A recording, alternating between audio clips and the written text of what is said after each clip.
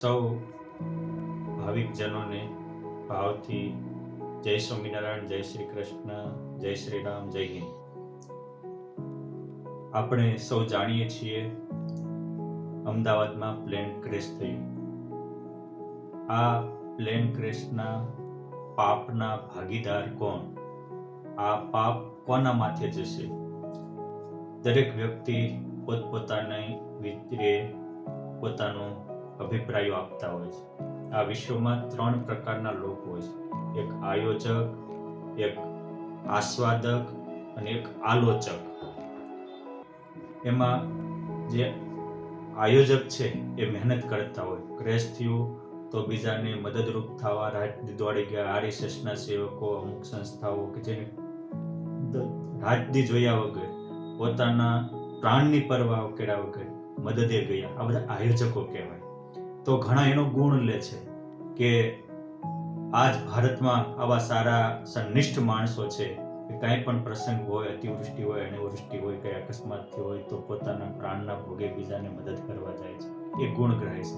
પણ અમુક નવરી કંપની છે, આલોચના જ કર્યા કરે કે આ કોણ, આવું કામ, આનું આમ થશે, આનું આમ થશે, આ માણસે કરાયું, આ માણસે.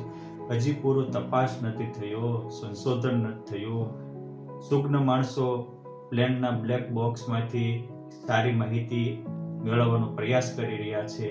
નિષ્ણાતોનું કહેવું છે કે હજી એનો નિર્ણય પણ સમથિંગ 25-30 કે દિવસ કે તે ઉપરાંત સમયની આવી શકે. તો પણ અમુક નવરી કંપની બધાને કીધા રાખે આમાં તો ગુનેગાર આરએસએસ વાળા છે, આમાં તો ગુનેગાર ભાજપ સરકાર છે, આમાં તો આ ગુનેગાર છે, આમાં તો આ ગુનેગાર છે. એટલે આજે બીજાને ગુનેગાર ઠેરાવનારા છે એ બધા આ પાપના દોષી છે. એટલે તમતાર પ્રેમથી બીજાની ટીકા નિંદા કરવાની. એટલે આ જેવું નાનું મોટું પાપ થતું હોય એ આપણે સુખે લઈ અને સુખે નરકમાં જાવી.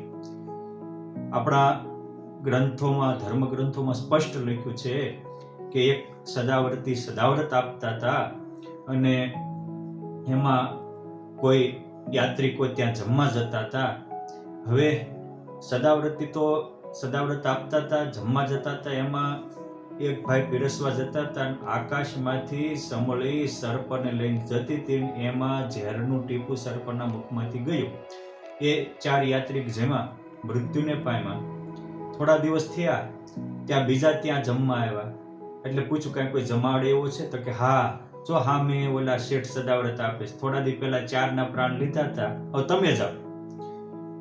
આ બાજુ ધર્મરાજાના સેવકો એમને પૂછતા હતા આની નિંદા, અરે આ મૃત્યુ પામ્યા એનું પાપ કોના ખાતે નોંધવું?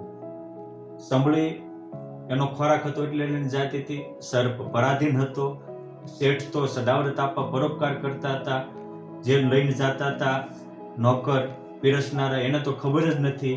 આ બધું જ અજાણતામાંથી થયું. કોના નામે આ લખવું? એમાં આ બોલ્યા કે જો ઓલા 4ને માર્યા હતા, જાઓ. એટલે ધર્મરાજે તરત જ હિસાબ આપી દીધો કે આ 4 નામે લખી નાખો. આવી જે બીજાની નિંદા ટીકા કરનારી નવરી કંપની છે એ જ આ પાપના ભાગીદાર છે. અને ભારત દેશને અધોપતન કરાવનારી આવી કંપનીઓ છે અને કૃતજ્ઞ લોકો કહેવાય. એટલે અનુભવી સંતોએ કીધું છે કે નિંદક નિયર રાખી આંગન કુટીર બંધાય, બિન સાબુ બિન પાણી અબ ખુદ की करत સફાઈ. આપણી સફાઈ કરે છે અને આ બિના સાબુન બિના પાણીએ, અને એ ખુદ નરકમાં જાય છે. માટે આવી ખોટી નિંદા અને અફવાથી આપણે બચતા રહેવું. અને આમાંથી શીખવા જેવું ઘણું છે કે દરેકના અનેક અરમાનો હતા. એકબીજાને, કોઈને દીકરાને મળવા જવું હતું, કોઈને દીકરીને મળવા જવું હતું, કોઈને પોતાના માતા પિતાને મળવા જવું હતું, તો કોઈને ત્યાં સારા ધંધા માટે કે બિઝનેસ માટે જવું હતું. પણ અચાનક કાળ આંબી જાય છે.